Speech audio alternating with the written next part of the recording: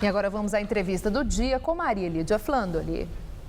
O PSOL, Partido Socialismo e Liberdade, vai ter candidato próprio ao governo de São Paulo e já elabora programa de governo, além da formação de uma frente de esquerda. Nosso convidado é Vladimir Safatli, professor livre-docente do Departamento de Filosofia da USP e colunista da Folha de São Paulo. Safatli se filiou ao PSOL no ano passado e está sendo o nome citado na imprensa como indicado pré-candidato do PSOL ao governo paulista. Muito obrigada, professor, por estar conosco. Obrigado. O PSOL foi recentemente, bem recentemente, acusado de estar ligado a esses black blocs e estar aliciando e pagando jovens para atuarem nas manifestações.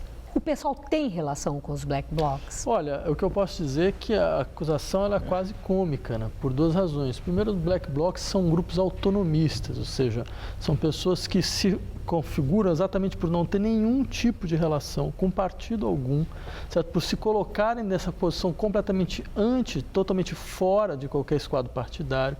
Certo? O que aconteceu, até onde eu consegui ver pela própria imprensa, foi que descobriram que uma pessoa que teria uma ligação com uma das pessoas que estavam envolvidas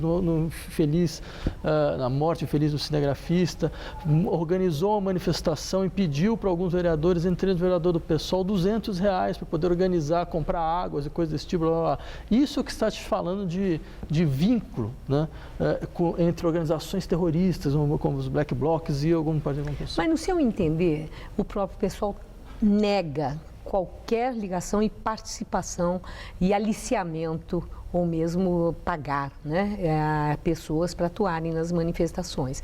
Entretanto, o advogado daqueles acusados, né, na morte do cinegrafista da Band, o Santiago Andrade, eles disse partidos políticos, depois um dos rapazes citou o PSOL. No seu entender, o partido tem que tomar uma atitude mais direta, uma interpelação judicial, fazer alguma coisa? Não, eu acho que é uma coisa no limite do irresponsável, quer dizer, você fala, olha, partidos políticos podem estar presentes nesse tipo de processo, certo? Aí uma das pessoas envolvidas fala, não, vários partidos estavam presentes também nas manifestações, podem ser que eles também sejam presentes. Ou seja, é uma situação do limite do surreal. Né? Quer dizer, é uma colocação dessa natureza, que é uma colocação grave, sob vários aspectos. Muito grave. Claro, ela deve ser feita com a base concreta, entendeu? Mas está longe de ser isso. Quer dizer, você vai jogando uma série de rumores e especulação, então os rumores e especulação vão sendo repetidos, quando você vê, você já tem um fato, você constrói um fato.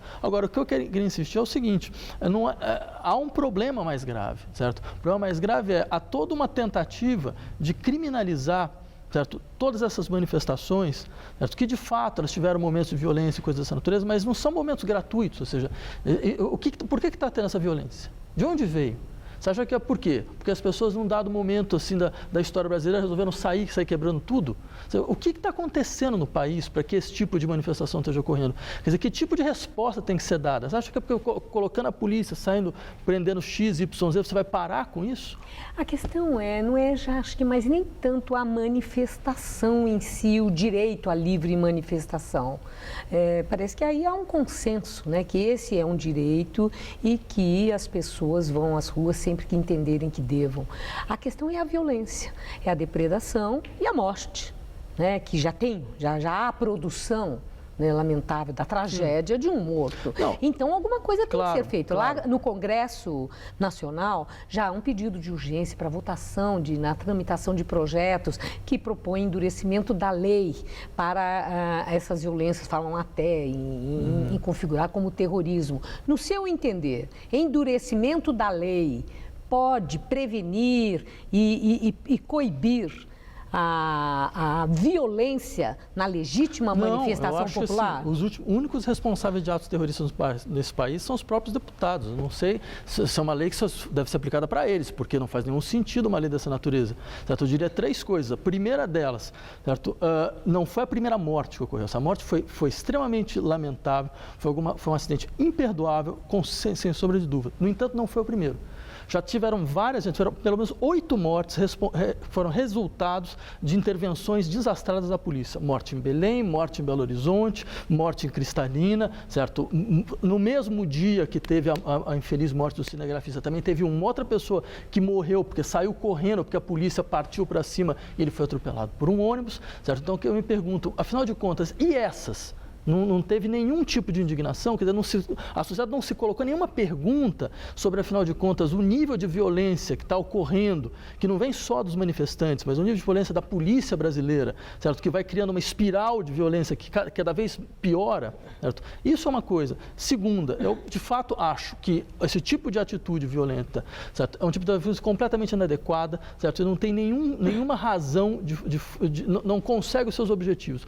No entanto, eu estaria longe de criminalizar essas pessoas, certo? Por uma razão muito simples, porque, em última instância, esse tipo de tensão indica uma irritação social profunda da sociedade brasileira. Agora, longe de criminalizar, quando há depredação, né? Quando há a agressão física, independente da ação da polícia, a ação da polícia é condenável em todos os exemplos que foram apresentados aí, que também tem que ter um tratamento adequado. Mas eu estou falando de participantes que vão mascarados, mas que partem para essa violência. É necessário um tratamento também especial, exatamente para que as livres manifestações continuem. E as pessoas não deixem de ir por medo do que possa acontecer? A democracia, ela admite, sim, a violência política. Eu posso dar um exemplo muito claro, por exemplo, na França, que nós todos aceitamos que é uma democracia, um estado mais avançado que a democracia brasileira. Há 3, 4 anos atrás, operários entraram no escritório de um patrão, sequestraram o patrão, falando assim, a gente só sai daqui quando a gente conseguir resolver a nossa negociação. E sequestrado durante uma semana. Uma semana o sujeito ficou preso. Não teve ninguém na polícia que teve a ideia de sair, entrar lá, certo? E de uma certa maneira, sei lá, prender todo resgatar. Mundo. Por quê? Porque aquilo não era uma violência do sentido de uma violência criminosa. Era uma violência política que acontece em várias situações da democracia. Quando você, por exemplo, por exemplo, quando os pacifistas param caminhões que têm lixo radioativo e impedindo eles de circular. Isso é um crime, não é? Você não pode fazer isso, tem uma liberdade de circulação. No entanto, eles fazem. E, no entanto, ninguém tem a ideia de chamar essas pessoas de criminosas. Essas pessoas, a questão fundamental existe uma resposta política que deve ser dada por isso. E essa resposta não está sendo dada. Por quem não dá a resposta? É o governo federal? O governo federal, o governo estadual, o governo municipal, todos esses governos. Quer dizer, não adianta você tentar dar uma resposta criminal por um problema que é político. Dê uma resposta política e não vai existir mais essa violência. Agora, como eu falei na abertura da nossa entrevista, para encerrar, o seu nome está sendo apontado como pré-candidato do PSOL ao governo de São Paulo. No caso de aceitar e ser o candidato, o PSOL tem condições de ser competitivo com candidatos como o governador de São Paulo, o presidente da Fiesp, o ex-ministro Padilha, que tem aí o suporte do presidente Lula, e mesmo o ex-prefeito Kassab? Veja, primeiro isso foi só uma especulação, né? Quer dizer, o que eu acertei com o pessoal é que eu ajudaria no processo de realização de toda uma agenda de debates para que uma série de ideias pudessem começar a circular. Bem, independente dessa questão, o que eu acho é o seguinte, nós caminhamos por uma situação de uma profunda pobreza do debate político brasileiro. Talvez essa eleição vai ser uma das eleições mais pobres do ponto de vista programático, certo? No sentido de que a sociedade ela pede uma série de ideias mais radicais, ela pede uma série de ideias diferentes e você não tem circulação. Por exemplo, você teve manifestações populares pedindo democracia direta, no sentido forte do termo, e nada apareceu nesse sentido, não teve nenhuma reforma política. Então, acho que independente dessas questões, a questão importante é necessário reabrir a agenda da política brasileira. Eu agradeço muito sua entrevista. Eu que agradeço. Uma boa noite, Safato. Obrigado.